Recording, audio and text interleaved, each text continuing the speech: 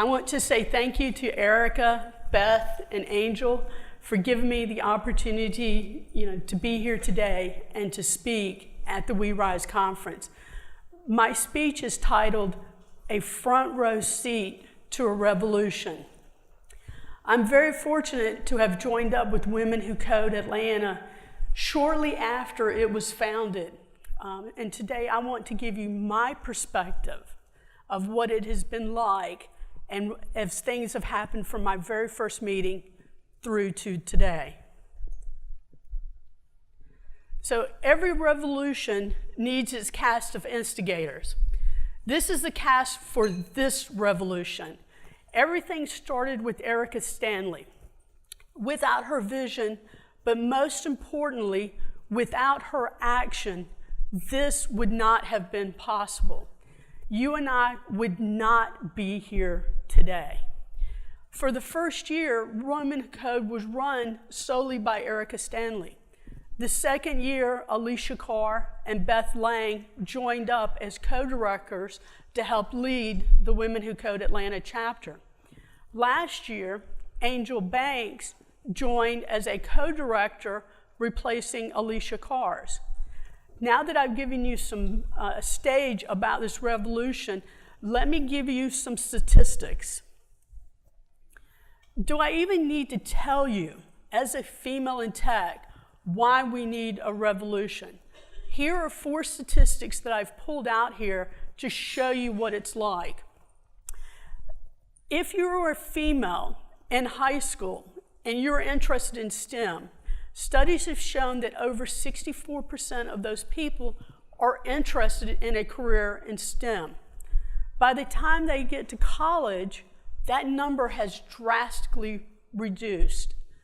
Of the people that do bother to get a degree in STEM, only 3% want to make that their first choice as their career.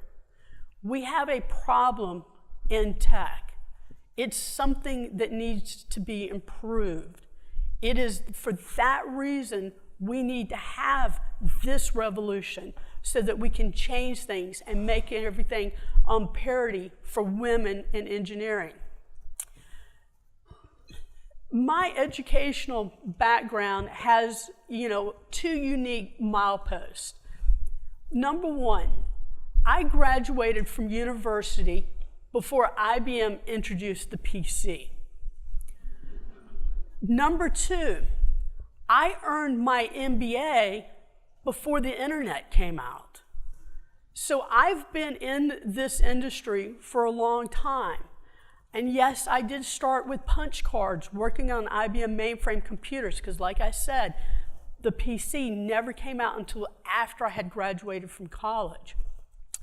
But so, let me give you my firsthand perspectives of what it's been like in my career, my 35+ year career in tech.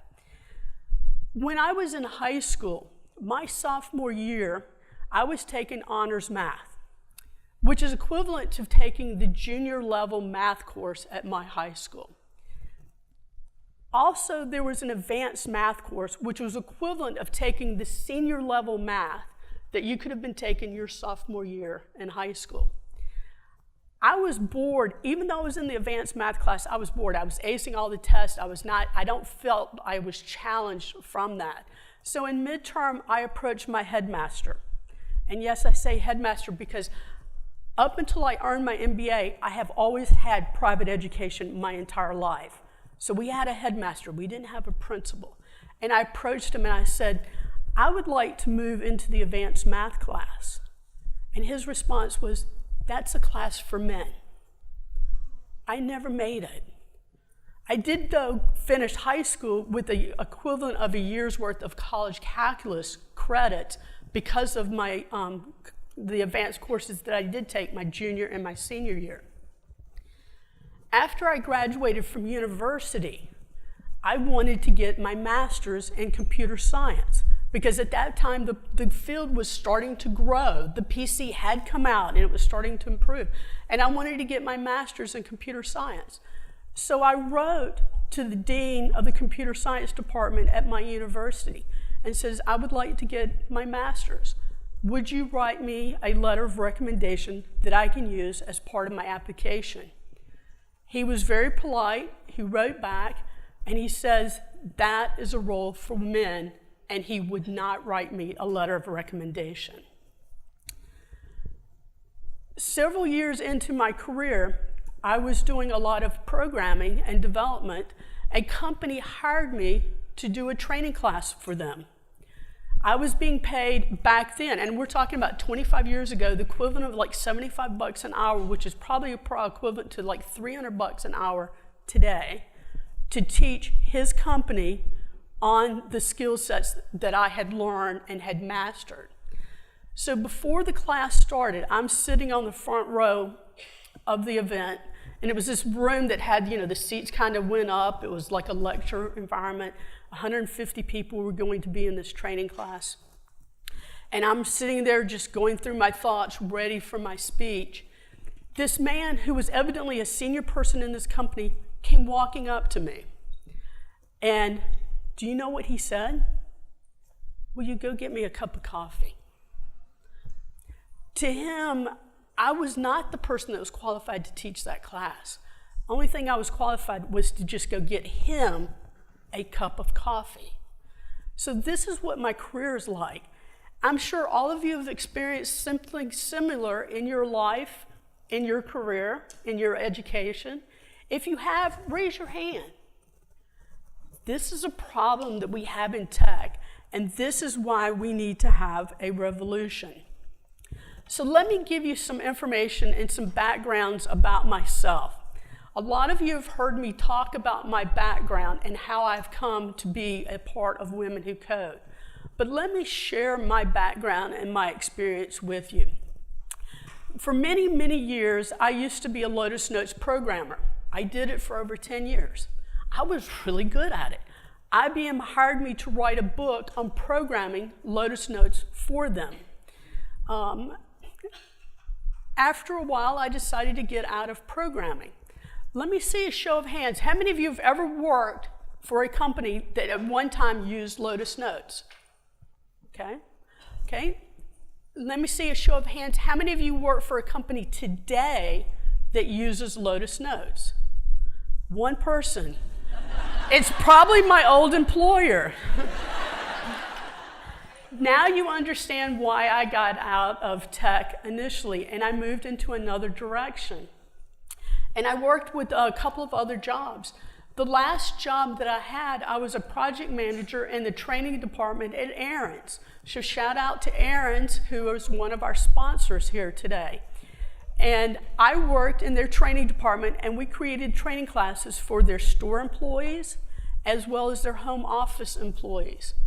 While I was working there for over 5 years, I started building up an internet marketing business. And eventually, that internet marketing business grew. And I made a point for that 5 years. What I did was I got up every morning, and for 1 hour, I spent 1 hour on my internet marketing business. When I got home from work, every evening, I spent 1 hour on my internet marketing business. I never wavered from doing that for 5 years. And eventually, that internet marketing business grew to a point that 10 hours that I was spending on it was generating more income than my salary I was getting from working 40 plus hours at Aaron's. So I did what was the logical thing to do. I took a piece of paper and a pencil, or a pen, blue ink, and I wrote a note to my manager. And it started off with, "Dear Kim, I regret to inform you, but your services are no longer needed." So,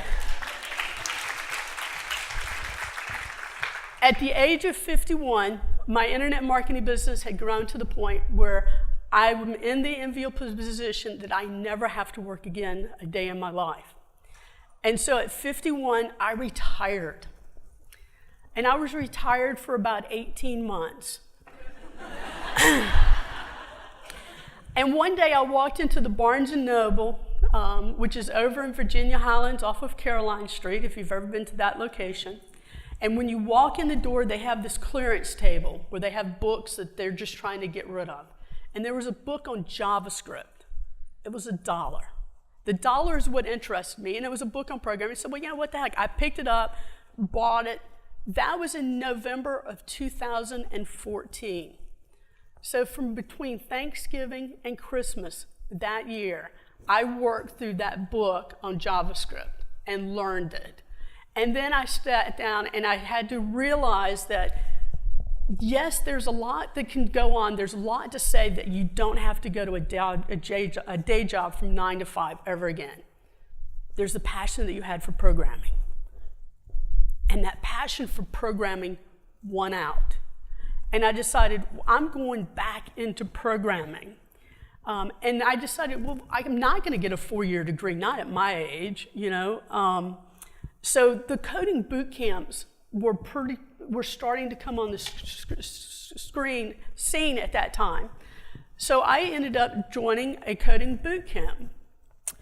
As part of my coding boot camp, what I had to do was 6 weeks of pre-course material. So in January of 2015, I attended my very first meetup with Women Who Code. Women Who Code was started at the end of 2014, so I joined at the very beginning. My very first meetup in January of 2015, I remember it very clearly because I was needing somebody that was going to help me with my pre-course material. At the event, I was there, Erica Stanley was there, but most importantly, there were 4 other people that showed up. So my very first interface with Women Who Code turned out to be myself and 4 other people. So that was my first introduction to them. I kept attending code jams on Sundays as I prepared for my coursework, and then in March, I started my coding boot camp. That was going to be the start of my new life. So let me tell you the story of an adult elephant and the ball and chain. Like the adult elephant that is raised tied to a small stake and a short chain, many of us fail to realize our full potential because we don't let go of outdated beliefs and false realities. For the elephant, the reality is that she can easily break free of the stake and chain. Freedom is within her power. But sadly, she's been conditioned to believe otherwise. At infancy, she was secured to a small stake and chain that at that time could restrain her. Despite her natural instincts to break free and pursue her own path, she couldn't. After consistent exposure to this agony, she learned to accept the limitations as a permanent truth. Unfortunately, as she grew into a mighty adult, she never challenged what she had learned out of her belief that the effort would be futile, even painful. Many of us suffer a similar experience. If we are to avoid a similar fate, we must first learn much of what conventional wisdom has taught us, that we are free to seize our potential. During the 3 months of my coding boot camp in early 2015, I had a birthday. I turned 53. Women face an uphill battle getting into tech. It's pretty impossible for an older woman that's literally older than the mothers of all of their coworkers. And when I graduated from coding boot camp, that was the uphill battle that I faced. Luckily, I got a job working for CNN. I started my new job in tech exactly 30 days after I graduated from coding boot camp. I graduated June 20th. I started July 20th. I shall always remember those dates. At this point in my life, it's when I came into this revolution. I was committed to it. I just didn't realize I was in a revolution at that time. Several months later, I was able to make my first contribution to this revolution by placing a fellow Women Who Code member on my team at CNN. The revolution for my development team at CNN had just increased by 100%. Now there were 2 of us. There were strengths in numbers. Though I never said it directly, having a fellow Women Who Code member on my team, it empowered me. There have been many ways in which the lives of Women Who Code members have been impacted by this revolution. There have been many of us that have gotten into tech by attending a coding boot camp. Others that have been given the opportunity to attend an event by winning a scholarship through Women Who Code. Several of us have created products to help out others to learn about tech. With the rise of the Atlanta chapter of Women Who Code, there have been a number of people that have found themselves emboldened to speak at their very first tech conference. Several of the speakers that you will hear today and tomorrow are giving their very first speech. After their speech is over, be sure to congratulate them on their success. There are among us that have taken pen to paper and have written articles that have been published in many different publications that are out there. And we have talked on a wide range of things. There are many among us that have won very elite awards. The number of people in this group that have gotten their very first job in tech is staggering. The barometer is one of the measurements of any revolution, and by this standard, we have had a resounding success. So what would you do if you knew you could not fail? For many of the members of Women Who Code, that answer is to invest in themselves. This investment generally takes the format of attending a coding boot camp. A coding boot camp is generally 3 months long if you attend full-time. It can be 6 months long if you attend on a part-time basis. But the goal of a coding boot camp is to teach you just enough about programming so that you can break into tech. I think coding boot camps are a great program to help women to get into tech and into this industry. They are much, much cheaper than a 4-year degree. They take much less time. They can be completed in just as little as 3 months, and then you can get into tech. So, how many Women Who Code members have invested in themselves by attending a coding boot camp? Well, let me show you some statistics. Danielle Bowman graduated from a coding boot camp. Beth Lang graduated from a coding boot camp. Angel Banks graduated from a coding boot camp. Ann Vu graduated from a coding boot camp. Brittany Gates, Adora Chalker, Marion Scott, all graduated from a coding boot camp. Grace didn't graduate from a coding boot camp. She just created one. So, when you look at this revolution, it's not limited to just these 8 women that have invested in themselves by attending a coding boot camp. So for ease of presentation, I've grouped these women by the coding boot camp that they have participated in and attended in the past 12 months. So here it is, and I apologize in advance if I have missed anyone. So for General Assembly, these are the people from Women Who Code that have graduated from there. And as you can see, it's a wide range of people. Digital Crafts is another coding boot camp located here in Atlanta. These are the women that have graduated from there. Thankful is an online coding boot camp. If you don't want to do a full-time coding boot camp, Thankful is a great resource that you can do where you can do it in the nights and on the weekends. These are the people that graduated from Thankful. Georgia Tech recently started their own coding boot camp we have quite a few people in this room that have graduated from Georgia Tech. In fact, I actually have to do 2 slides.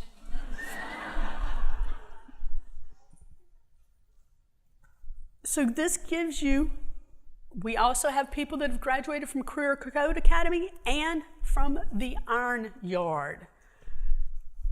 So when you look at a coding boot camp, in the past year, there have been 54 women that I know of, there's probably more, that have graduated from a coding boot camp from Women Who Code Atlanta. It's an average of 4+ people per month. In reality, it's 1 person every week of the year. There's a saying that says, be the change you want to see in the world. These 54 women are leading the way here in Atlanta. Their presence is having an impact on their employers, but they also have created a ripple effect. So a stone dropped in a pond generates waves in a beautiful changing pattern, a rippling ring radiating outward from a center that gradually returns to quietude. The expanding ring is called a wave packet. I think in the future they're going to rename that to Women Who Code Atlanta. Individual waves travel at different speeds, the long ones going fastest and the shortest ones slowest. The overall amplitude is greatest where the waves interact with each other constructively to produce the peak of the packet. The speed of this peak is the group velocity.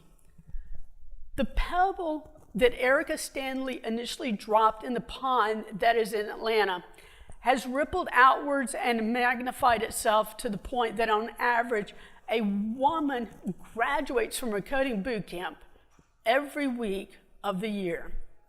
Likewise, these women have created their own ripples in the pond. As I mentioned earlier, my first meeting, there were only 4 people. Last year, 54 women graduated from a coding boot camp. It's one thing to learn something from a coding boot camp. The question is, can you apply what you have learned?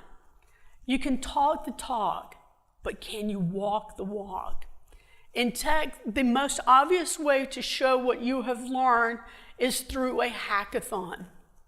A hackathon is an opportunity for a group of people to take their skills and build something, anything, over a weekend. At the end of the weekend, every team presents what they have built. The best solutions are awarded as winners. Hackathons are effective in measuring how well you walk the walk because you're expected to create a working prototype of some idea in 48 hours. Are the women who have recently ventured into tech, are they able to prove their skills when it comes to a hackathon? So let me give you some examples. Marissa and Kana were on the winning team for the FinTech Hackathon. As a result, they won $6,000 for their best use of the API. Ann Vu was on the team that won honorable mention at the MARTA Hackathon. Ann doubled down on her skills when she partnered with Brittany Smalls at the AT&T C3 Hackathon. Their team was selected as a finalist. Amber was on the team that won the Healthcare Hackathon. In 2016, Women Who Code created their very own hackathon. It was a hackathon only for women, for being able to attend. Almost 100 women showed up to participate in this hackathon. Shown here is a team that actually won that hackathon that first year. The winning team had several members in which it was their very first hackathon that they had ever participated in. After the hackathon, 6 members of Women Who Code Atlanta were hired by Home Depot as developers. Last October, Women Who Code held their second hackathon. The event started on a Friday and it concluded on a Sunday. Saturday morning, I was walking around to all the rooms, checking on all the teams, because my job at that hackathon was to be responsible for the mentors that would help the teams if they needed help. And I walked into a room and there was one person sitting at the table. And I'm confused and I'm like, where's your team? And the lady just kind of looked at me, looked up at what she was doing. She said, they're in class, and just put her head down and kept working. Now I'm confused because as the mentor, I didn't have a training class planned, so I don't know where they went. So I asked again, I said, where is your team? And she said, they're in class. You see, most of the people on that team were actually students at the Georgia Tech Coding Boot Camp. And that part-time program meets on Tuesdays and Thursday evenings, but they also meet for 3 hours on Saturday mornings. So in the middle of the hackathon, almost the entire team walked over to Georgia Tech to go get their education at the coding boot camp, and then they came back. Most of those people were on the team that actually won the competition. So the only question I need to ask is, all right, let me click this button again. There we go. Is the revolution accomplishing its goal? Earlier, I shared my experience of what it was like for me in the tech industry. I also shared some stats that showed the wide disparity of women in STEM. If you were a developer, the first place that you go to find answers is called Stack Overflow. Every year, they put out a survey. They recently announced their survey results a couple of months ago, maybe not quite that long ago. Over 100,000 people worldwide filled out that survey. The shocking thing about that survey, only 8% of the respondents were female. The purpose of this revolution is to get more people into tech. I have shown you the success of an average of 1 female a week graduating from a coding boot camp. I've shown that these women are able to apply their skills by participating in hackathons and winning in those hackathons. So the big question is are these people finding jobs here in tech? These 4 people recently completed an internship. For some people, that's their first step into getting a job into tech. So shout out to Alicia, Irene, Adele, and Noelle, who all created their own internship. So the next question is, are women able to get a job in tech beyond an internship? So the answer is yes. So just read the slides and see these are the people in the past year that have gone out and gotten their jobs in tech. Whitley Bacon, Angel, Deanna, Ellen, Deanne, Anna, Adora, Naya, all got a job in tech. And if you read that, you will see something in particular. For a lot of them, it says they got their first job in tech. So let me give you some more examples of people that hear from Women Who Code Atlanta that have gotten their first job in tech in the past year. And I'm not finished. There's more. All of these people have gotten their first job in tech as a result of Women Who Code.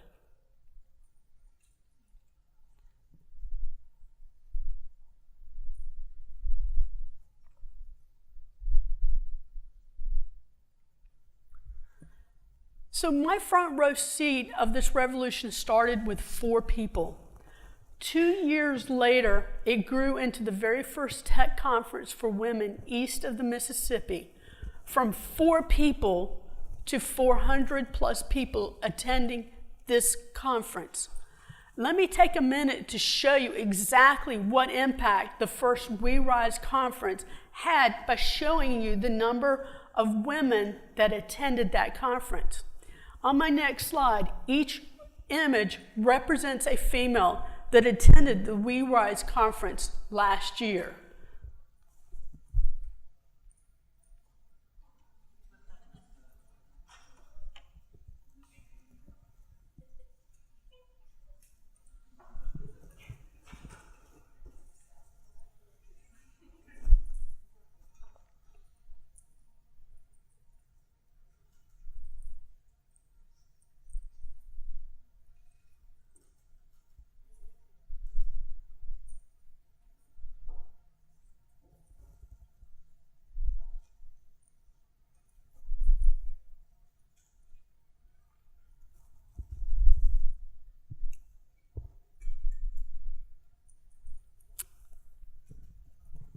So for this revolution, in the past 2 years, I've seen the growth of Women Who Code Atlanta go from 4 people to over 400 people attending their first tech conference for women, by women, where most of the speakers are women. Today, We Rise increased attendance by 25%.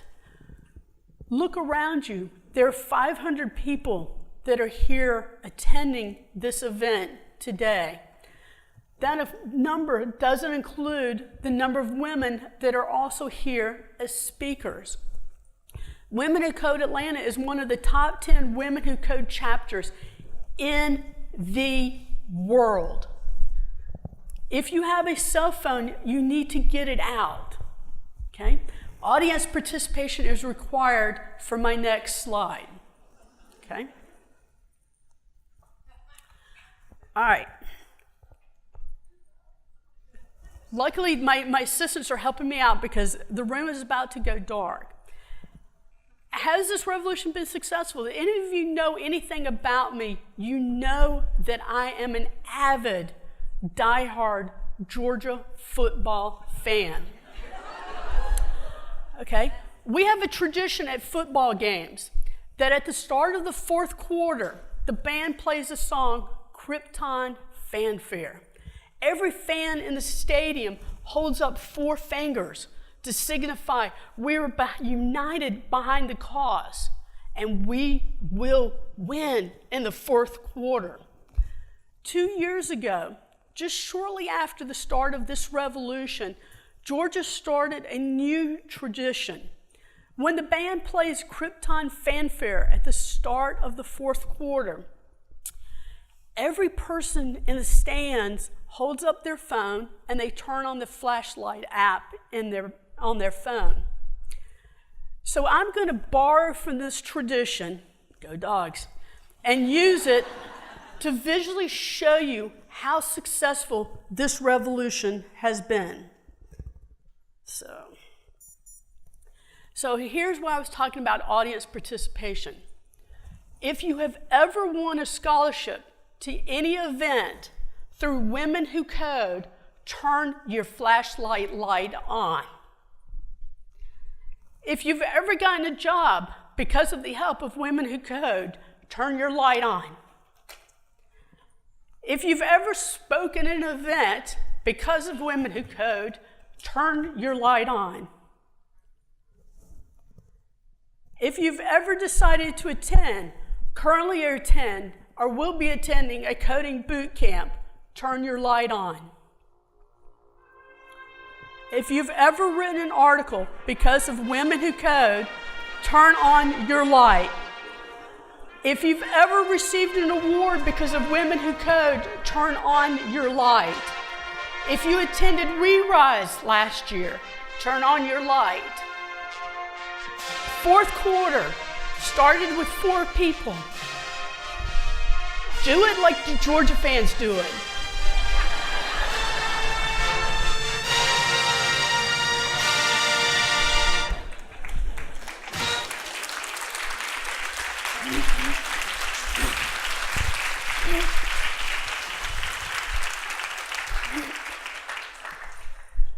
So somebody dared me, I dare you to pull Georgia football into a speech on tech. And I'm like, challenge accepted.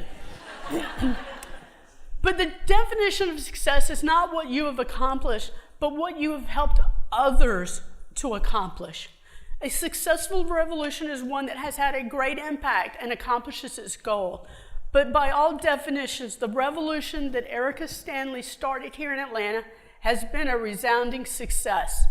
For a revolution to succeed, it is not the burden of just one person. If you had your light on, you're committed to this revolution. It's your burden to make sure the revolution succeeds and continues until women have parity in tech. Like the adult elephant, too many people don't attempt to break the chains that bind them to their current environment and life. To Erica, Beth, and Angel, I would like to say, thank you for taking the chains off my possibilities.